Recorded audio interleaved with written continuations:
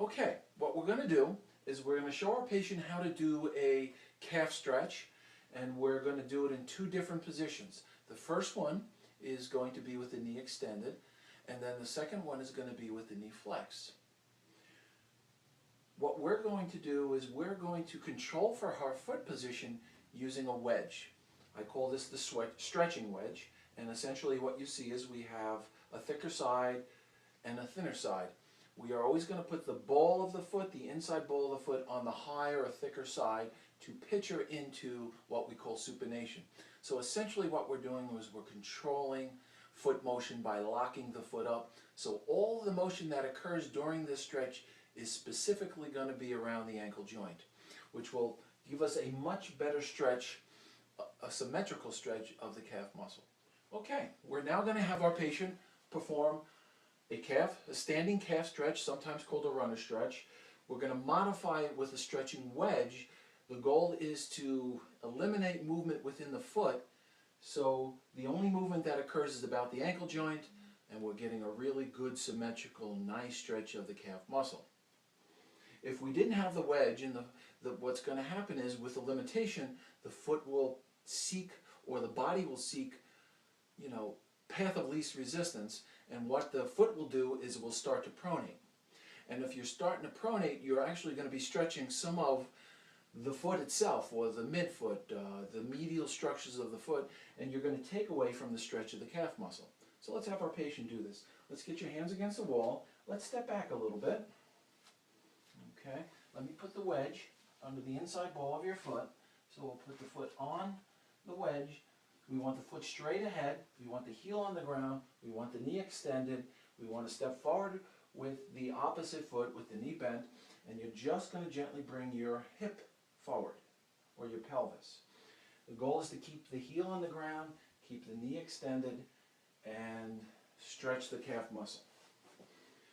What kind of stretch are you feeling? You're feeling a stretch in the muscle itself? Yes. Where in the muscle? Right in the middle. Okay. So the goal is, based on literature, anywhere from 30 seconds or more is considered a significant enough stretch to start to get tissue change. I always tell the patient, do it for 2 minutes, and hopefully you get a minute, you're doing pretty good. The goal, some of the things to do to prep this would be to heat up the calf muscle, whether that's through a moist heat application or exercise or some sort of movement that engages the calf muscle. So the tissues are warmer, and they're going to be more extensible, and they're going to stretch better. Okay. You want to stay away from bouncing at the hip, because that can engage all of the sensory organs, which will actually cause tightening of the muscle and sort of defeat the purpose. So you want to go into it slow. You don't want to create a painful stretch as well. Okay, now if we wanted to stretch the soleus muscle, because right now with the knee extended, we're engaging the gastrocs, just like our measurement. If we want to engage the soleus muscle, or take away the gastrocs and just isolate the soleus muscle, is what we have our patient do is flex the knee. Now you may have to adjust the front leg a little bit, okay? And you're going to bend the knee. Do you feel a stretch at all here? In the calf muscle? Yeah. Some people will have an end restriction here. And if they feel that, what you may want to do is a little joint mobilization of the talus into a posterior direction. If they are feeling a stretch here, then that's good, because you're now getting the soleus muscle as a stretch.